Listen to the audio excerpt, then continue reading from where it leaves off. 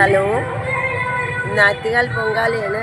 ഞാൻ ആറ്റുകാൽ പൊങ്കാല ഇടാൻ വന്ന് റെയിൽവേ സ്റ്റേഷൻ്റെ അവിടുത്തെ ആ റോഡിലാണ് ഇരുന്ന് നമ്മൾ പൊങ്കാല ഇടുന്ന ഒരുപാട് പേരുണ്ട്.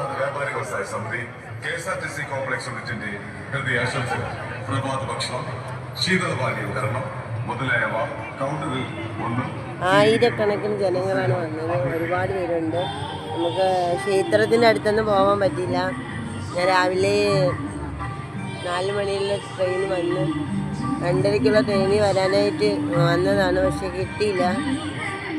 അതുകൊണ്ട് 4 മണിക്കാണ് ട്രെയിൻ കിട്ടിയത്. അവിടെ നിന്ന് വന്ന് നേരെ ഇവിടെ വന്ന് പൊങ്കാല 9:30ക്കാണ് പൊങ്കാല.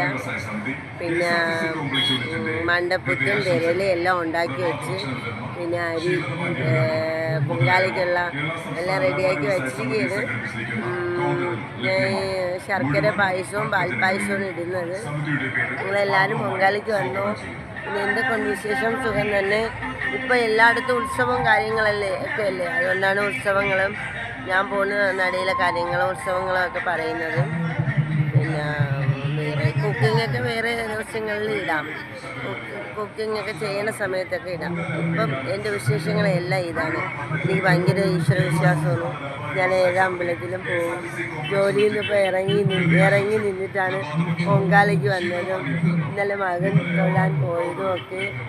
അതൊക്കെ എൻ്റെ മനസ്സിൻ്റെ ആഹ്ലാദമാണ്, സന്തോഷമാണ്. എനിക്ക് എൻ്റേതായ കൊച്ചു സന്തോഷങ്ങളാണ് അതൊക്കെ. അതൊന്ന് മാറ്റി വയ്ക്കാൻ ഞാൻ ഒട്ടും ഇഷ്ടപ്പെടുന്ന കാര്യങ്ങളല്ല. അതുകൊണ്ട് അതെല്ലാം എൻ്റെ ജീവിതത്തിൽ ഇങ്ങനെ പൊക്കോണ്ടേയിരിക്കും. ശരിയെങ്കിൽ ബൈ. പൊങ്കാലയിട്ടിട്ട് കാണാം.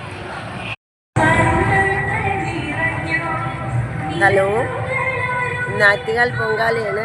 ഞാൻ ആറ്റുകാൽ പൊങ്കാല ഇടാൻ വന്ന് റെയിൽവേ സ്റ്റേഷൻ്റെ അവിടുത്തെ ആ റോഡിലാണ് ഇരുന്ന് നമ്മൾ പൊങ്കാല ഇടുന്ന ഒരുപാട് പേരുണ്ട്.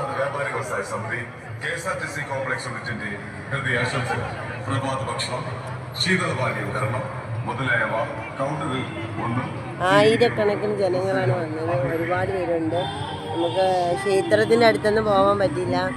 ഞാൻ രാവിലെ 4 മണിയിലെ ട്രെയിൻ വന്ന് 2:30ക്കുള്ള ട്രെയിനിൽ വരാനായിട്ട് വന്നതാണ്. പക്ഷെ കിട്ടിയില്ല. അതുകൊണ്ട് 4 മണിക്കാണ് ട്രെയിൻ കിട്ടിയത്. അവിടെ നിന്ന് വന്ന് നേരെ ഇവിടെ വന്ന് പൊങ്കാല 9:30ക്കാണ് പൊങ്കാല. പിന്നെ മണ്ടപ്പുറ്റും തിരലും എല്ലാം ഉണ്ടാക്കി വെച്ച്, പിന്നെ അരി പൊങ്കാലയ്ക്കുള്ള എല്ലാം റെഡിയാക്കി വെച്ചിരിക്കുകയാണ്. ശർക്കര